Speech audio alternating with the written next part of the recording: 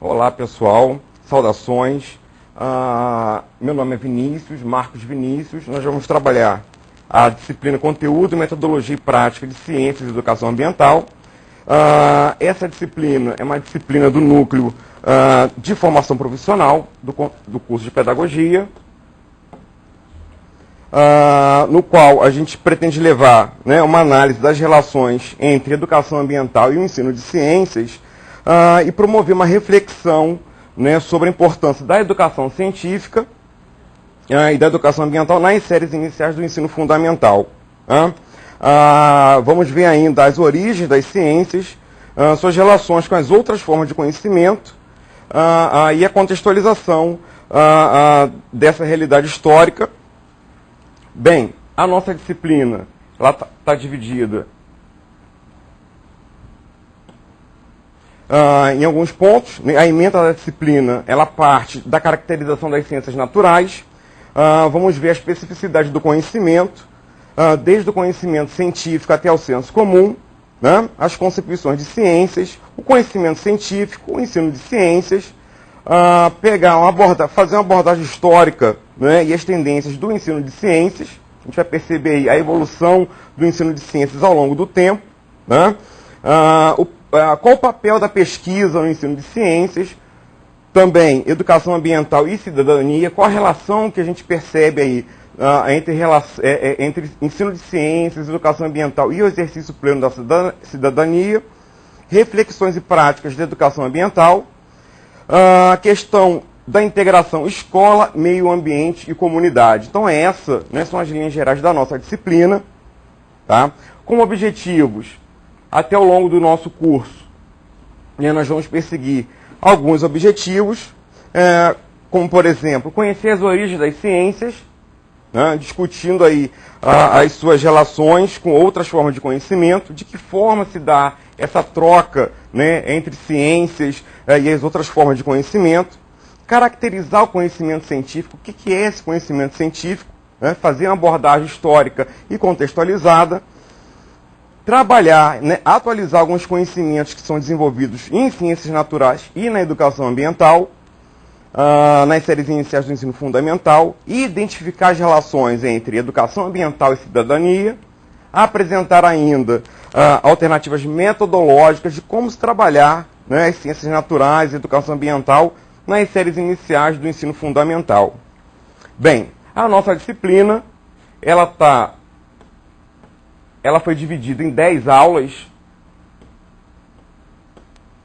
A gente percebe aí o programa da disciplina. Nós temos, antes da nossa avaliação, 5 aulas, incluindo uma aula de revisão, e depois mais 10 aulas, no qual a gente vai começar desde a caracterização das ciências, o ensino das ciências, as fases e tendências dominantes, o conhecimento do conteúdo científico e a formação do professor, a educação ambiental, que hoje é um assunto super difundido, como se trabalhar, o que é educação ambiental, para a gente começar a discussão. Então, a educação ambiental, seus conceitos básicos e principais tendências, educação ambiental dentro do contexto escolar.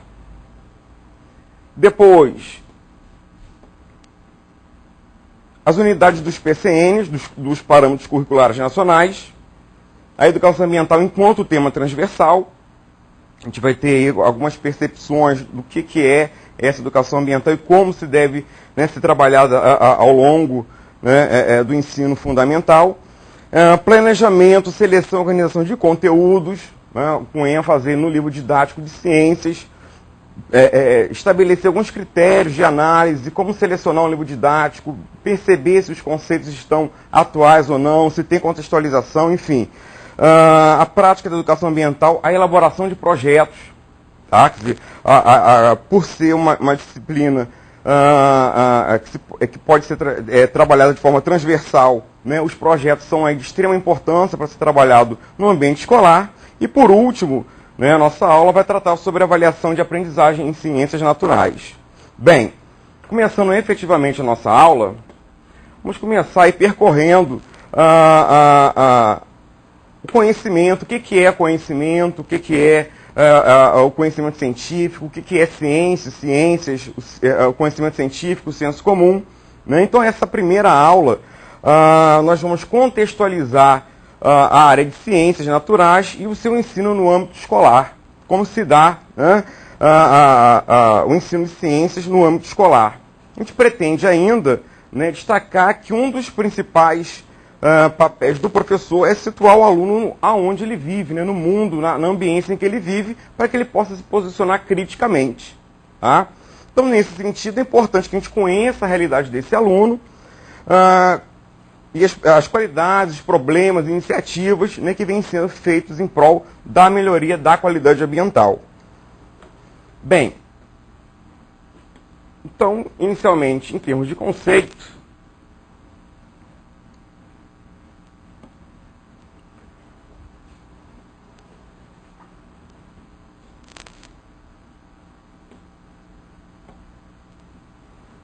né, o que vem a ser ciência? Né? Então, a grosso modo, ciência ela pode ser entendida ou conceituada como aprender ou alcançar conhecimento, tá? Ou ainda obter conhecimento criticamente fundamentado. Né? Mas o que quer dizer isso? Observem, coloquei duas ilustrações. Né? A primeira tem lá uma cozinheira, claro, cozinheira conhece culinária, né? E depois engenheiro e arquiteto, né? Um engenheiro e um arquiteto, eles conhecem, ou deveriam conhecer, técnicas de construção de uma casa, por exemplo, uma casa ecologicamente correta, uma casa verde, enfim. Né? Então, os dois, né, tanto a cozinheira, quanto o engenheiro, quanto o arquiteto, têm o seu conhecimento. Né? A cozinheira lá preparando um bolo, né? Mas existe diferença entre esse tipo de conhecimento? Né? Provavelmente sim. Né? Então, qual a diferença entre esses dois tipos de conhecimento? E o que a gente faz, ou o que fazemos quando nós falamos de ciência? Bem, então, conhecer, né, quando a gente fala em conhecer ou ter conhecimento, está atrelado aí a tentar compreender o mundo, né, a nossa compreensão de mundo. Né? O saber funciona, né, só quando nós somos capazes de interagir, né, no meio ou no mundo. Né, a gente só consegue interagir se conhecer aquele mundo, aquela ambiência. Né? Então a ciência ela é extremamente importante para a nossa sociedade, pois permite que consigamos nos orientar, modificar, né, e viver de uma forma melhor, né, com um certo conforto e com qualidade de vida. Né, que inclusive é um dos conceitos que hoje nós buscamos, né, a tão perseguida qualidade de vida. Né? O que é essa qualidade de vida? Né? Então, sua principal função, né, a função da ciência, é o aperfeiçoamento do conhecimento em todas as áreas, né, para tornar a nossa existência, a existência humana, um pouco mais significativa.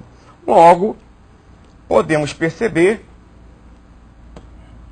né, que a ciência é uma atividade que propõe a aquisição sistemática do conhecimento, tá, sobre a natureza social, biológica e tecnológica. Princípios. O conhecimento científico ele nunca é absoluto e nunca é final. Ele está sempre propenso aí a mudanças, novas descobertas. Né? Então, o conhecimento científico ele está aí sofrendo mutações ao longo do tempo. A exatidão sobre um conhecimento nunca é obtida integralmente. A gente vê várias verdades que eram verdades há décadas atrás e hoje elas já caíram por terra. Né? Não era uma verdade absoluta. Nenhum conceito, né, é um conceito.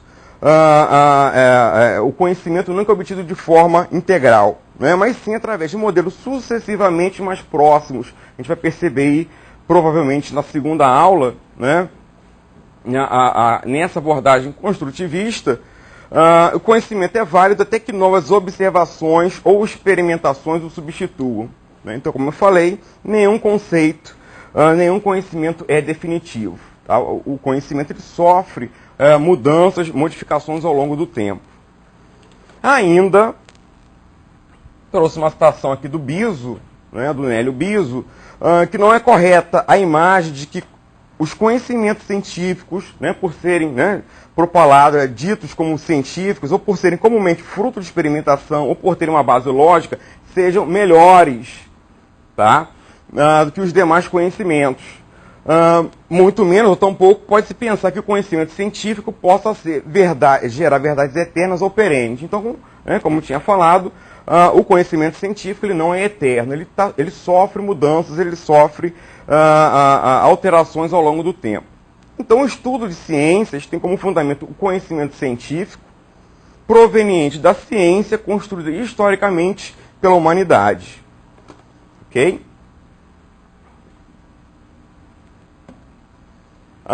E conhecimento, o que é o conhecimento? Forma de se abordar a realidade, buscando compreendê-la ou explicar aquela realidade. Então a gente pode perceber que em termos de conhecimento, pegando o exemplo lá da cozinheira do engenheiro, podemos começar a pensar que temos vários tipos de conhecimento, temos tipos de conhecimento. O primeiro deles, o conhecimento popular ou conhecimento cotidiano, baseado, fruto do senso comum, que a gente vai exemplificar mais à frente. Conhecimento filosófico, que você tem hipóteses, consiste em hipóteses que não podem ser submetidas à observação. O conhecimento teológico, apoia-se em doutrinas que contêm proposições sagradas, você tem aí a fé, como um dos elementos desse conhecimento teológico, e o conhecimento científico, no qual a gente parte das hipóteses, que elas podem ser, ter sua veracidade conhecida através de experiências e não apenas através da razão, como o conhecimento filosófico se propõe a ser. Bem, conhecimento científico. Vamos pegar e dar uma analisada no conhecimento científico. O que é esse conhecimento científico? Ele percebe o mundo através de problemas e obstáculos. Aliás, o homem ele só consegue obter conhecimento quando ele tem uma necessidade, e a partir dessa necessidade, desse problema, ele tenta estudar esse problema ou superar esses obstáculos. Então, o conhecimento científico tem como característica, primeiro, ele é objetivo, busca estruturas universais.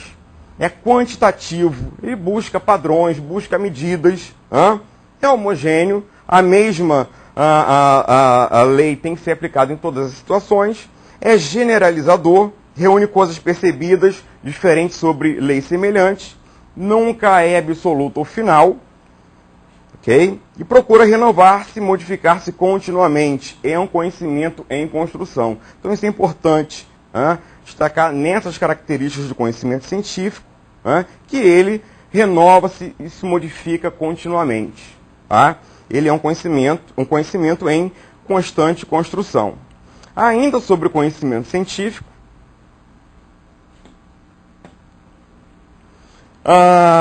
então os conhecimentos produzidos pela ciência são verdadeiros, mas não são verdades eternas e não são inquestionáveis. Segundo, o conhecimento é válido em uma época e pode deixar de ser em outra época considerado uma verdade. Então, na mídia, às vezes a gente percebe, principalmente na área de alimentação, enfim, alguma coisa relacionada aos hábitos do ser humano que há décadas atrás era bom, era ruim, e hoje tem um conceito diferente. Exemplo aí, o café. Volta e meia a gente vê na mídia um estudo científico mostrando que o café faz bem para a saúde. Daqui a pouco tem outro estudo que diz que o café faz mal para a saúde. Enfim, a gente tem aí essas mudanças o tempo todo. Então, o que era um conhecimento absoluto, dizer que o café faz mal para a saúde, mais tarde estudaram e comprovaram que o café faz bem para a saúde. Então, provavelmente, a gente deve ver aí, observa outros estudos comprovando, enfim, os benefícios ou os malefícios do café, por exemplo. O conhecimento científico, o conhecimento cotidiano, será que um anula o outro? Será que um é melhor do que o outro? Será que um está certo, o outro está errado? Como é que se dá isso? Será que um é falso, outro é verdadeiro? Então, eu trouxe dois exemplos para a gente analisar na aula de hoje. Era muito comum, às vezes ainda hoje a gente ouve falar, não come manga com leite, tomar aquele suco de manga com leite que vai fazer mal. Será que a manga e o leite eles podem ser ingeridos juntos? Bem, isso na verdade, né? Não há nada que comprove que manga com leite faz mal, né? Quer dizer, provavelmente os historiadores mostram, né, que os senhores de engenho falavam para os escravos que não era, né, que a manga com leite fazia mal, senão os escravos iam beber o leite, né, que era tirado da vaca, né, dos senhores de engenho, e com certeza eles iam perder aquele leite. Então, né, se propalou que manga com leite faz mal, que morre, né, se você comer ou tomar um suco de manga com leite, enfim.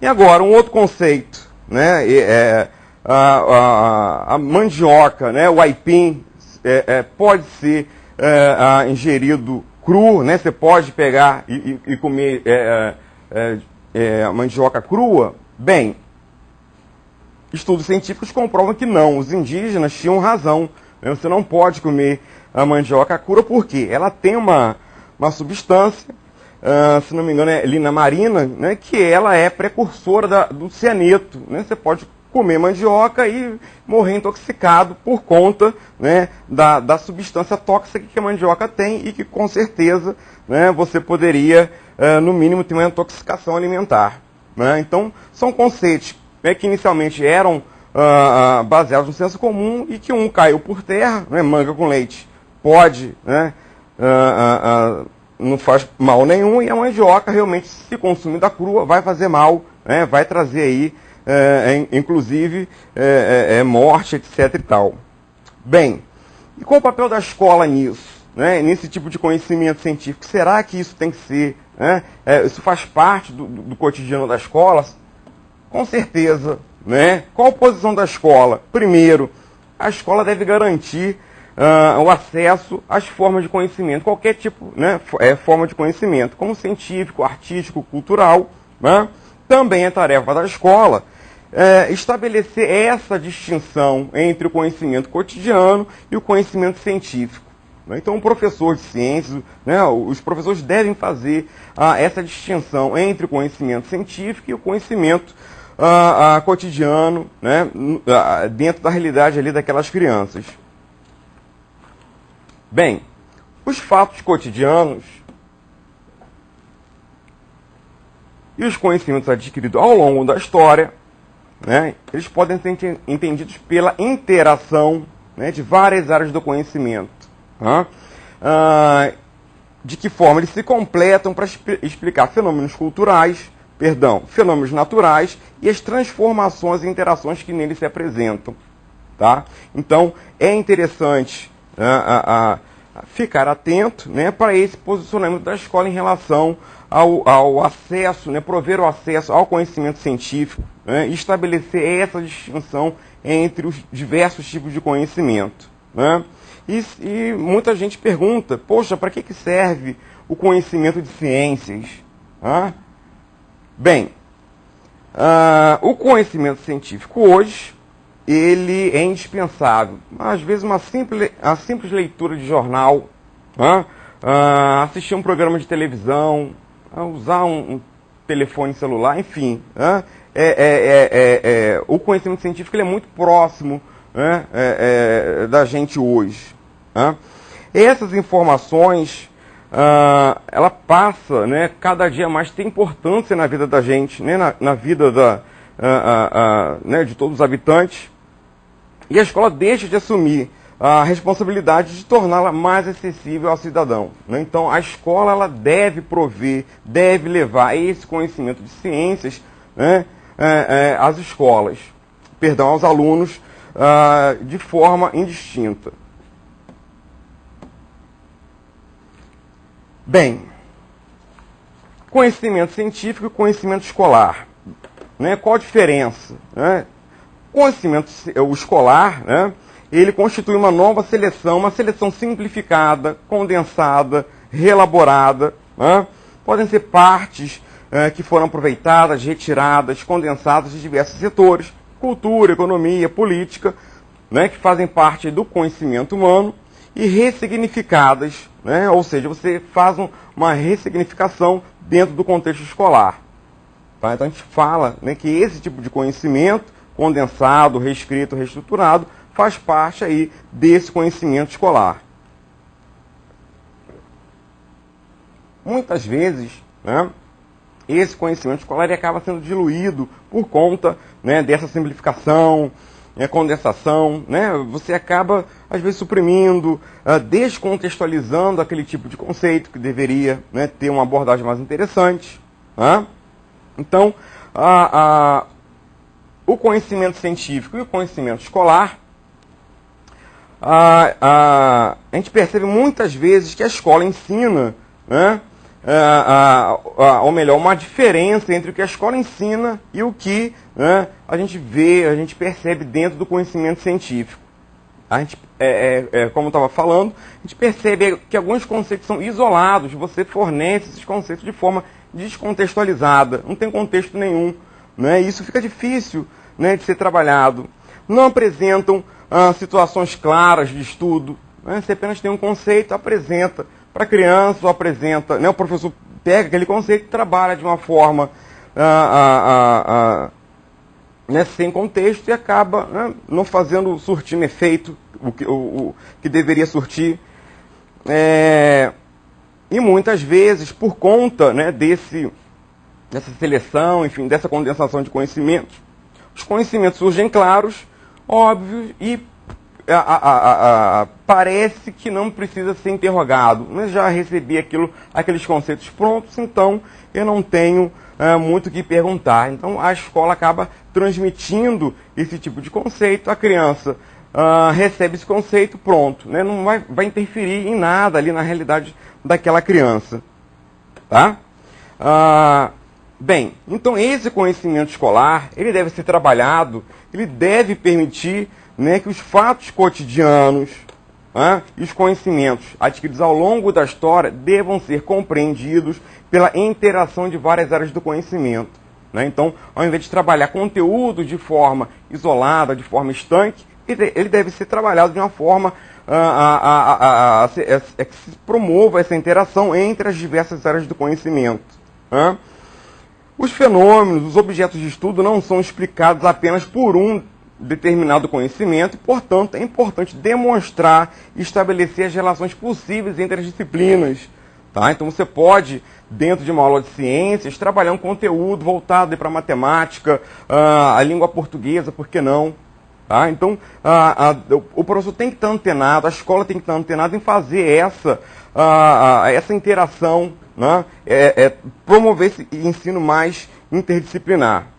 O diálogo com outras áreas do conhecimento gera um movimento constante de ampliação da visão, né, a respeito do que se estuda ou do que se conhece. Né? Então, muitas vezes a criança já vem com uma bagagem, e deve-se trabalhar, né, esse tipo de conhecimento que ela traz, né, com ela, e que se você com esse conhecimento científico, né, bem trabalhado, você amplia a visão a respeito do que se estuda ou do que se deveria conhecer. Bem, ainda no tocante ao ensino de ciências, nessa perspectiva, ciências têm como embasamento o conhecimento científico, então é importante ter essa perspectiva, né, que dentro da disciplina de ciências o embasamento é o conhecimento científico, proveniente de quê? Né, da ciência construída historicamente pela humanidade. Né, nenhum conceito cai, né, como costumo dizer, cai do céu. Né? Os conceitos, né, sofreram uma evolução e a ciência, né, ela se apropria dessa ciência construída historicamente pela humanidade. O ensino de ciências, né, costumo dizer que não é para formar cientistas, claro, você pode ter aí cientistas, por que não? Né, mas ele deve incentivar a reflexão sobre a importância, inclusive, da vida no planeta. Né, isso não é modismo, né, a gente não está aqui sozinho, fala-se muito em preservação ambiental, nós fazemos parte dessa preservação ambiental. Né, quando a gente estiver trabalhando em educação ambiental, né, a gente vai perceber que, né, o ser humano não está aqui sozinho, né?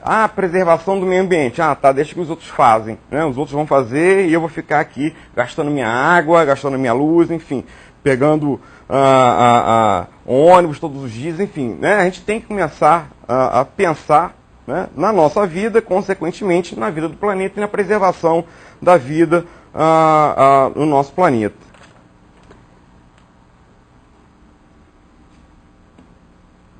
Ainda no tocante ao ensino de ciências, né, primeiro, ele deve levar a uma percepção das revelações históricas, biológicas, éticas, sociais, políticas, econômicas, tá? Assim como a preservação, assim como a responsabilidade humana na conservação. Hoje a gente tem aí hoje se pensa muito em conservação, mas há décadas, né, há anos atrás, a gente não tinha essa noção de conservação, de preservação do meio ambiente, né, explorava os recursos naturais desenfreadamente, né, não só com petróleo, né, mas tem a água, né, a água doce no planeta, praticamente 3%, né, da água doce do planeta. E a gente não tinha essa noção de preservação, achava que tudo era eterno, né? Recursos minerais, recursos naturais, a gente começou a explorar isso à exaustão, então a gente tem que ter essa responsabilidade na conservação, usar, né, os recursos adequadamente e o uso dos recursos naturais de maneira sustentável, né, de forma que você consiga manter esses recursos de uma forma perene, né, sem que ele seja exaurido, né, em pouco tempo, enfim, né, e pensar em novas formas de você evitar de estar utilizando aquele recurso à exaustão, né. Uma vez que nós dependemos do planeta, claro, a gente é parte desse meio ambiente, né, era muito comum a gente ver o meio ambiente se abstraindo dele, né, o meio ambiente, mas como se eu não fizesse parte daquele meio ambiente. Então é necessário que o aluno, né, que as crianças tenham essa percepção, né, de conservação. Né. Hoje é muito comum, né, ver a criança jogando lixo na rua, né, às vezes eu implico com as crianças que jogam lixo na rua, por quê? Né? Provavelmente ela percebe alguém jogando aquele lixo na rua, né, vem a chuva, a tempestade, alaga, né, as ruas ficam alagadas, por quê? Por culpa do poder público? Não sei. Né, mas o fato é que a rua está cheia de lixo, cheia de saco de lixo, boiando, entupiu o bueiro, e, enfim. Né, então, às vezes, pequenas ações, elas refletem aí, vão impactar diretamente na nossa qualidade de vida, né, que a gente estava falando aí no início da nossa aula. Então, é necessário que o aluno tenha acesso ao conhecimento científico, né, como eu falei aqui, não apenas para formar cientistas, né? Claro que isso né? Claro que pode ser cientista, mas o ensino de ciências não é apenas para formar cientista, né? Mas que ele consiga compreender os conceitos, né? Conceitos, relações existentes entre ambientes, seres vivos, universo, né? Tendo uma concepção flexível e processual, né? Por meio de ser questionador. Às vezes a criança tem aquela pergunta, parar para pensar em determinados conceitos, em determinadas abordagens, ele precisa, né, ter a criança naturalmente já tem esse saber questionador, buscar esse saber questionando as coisas e também promover esse saber, né, ter esse posicionamento reflexivo. Tudo bem? Ainda falando desse posicionamento da escola, né, então ela precisa, né, é interessante a gente voltar nesse ponto, proporcionar não apenas o conhecimento de ciência, mas também outras formas de conhecimento, né, o conhecimento artístico, promover o conhecimento cultural e também promover essa distinção entre o conhecimento cotidiano e o conhecimento científico. Tá? E frisando ainda na questão do conhecimento escolar, né, que é aquele conhecimento que ele foi condensado, né, selecionado, né, e muitas vezes, né, quando ele é ressignificado, ele perde um pouco desse significado. No contexto escolar, ele perde um pouco esse significado. Então, percebe-se que muitas vezes há uma diferença entre o que a escola ensina, né, e o que propala esse conhecimento científico, né, só frisando, muitos conceitos são descontextualizados, né, ele é isolado da história, não apresenta definição clara da situação em estudo, e parecem, né, que muitas vezes esses conhecimentos, já vêm prontos e acabados e não merecem nenhum ou qualquer questionamento, né? O que vai de choque aí, vai de encontro a essa concepção flexível e processual, no qual a criança deve ter esse saber questionador e esse saber, né, promovido a partir de momentos de reflexão. Bem, então nessa aula 1, nós vimos essas características do ensino, do conhecimento, né, ciência e conhecimento, né, o conhecimento científico, o senso comum, né, alguns exemplos. Né, o nosso próximo encontro, né, a nossa próxima aula, nós vamos trabalhar aí o ensino de ciências naturais, as fases e tendências dominantes, né, como é que né, por que as ciências hoje elas são ensinadas, as ciências naturais hoje são ensinadas ou são trabalhadas de determinada forma, né, quais são as fases marcantes aí do ensino de ciências.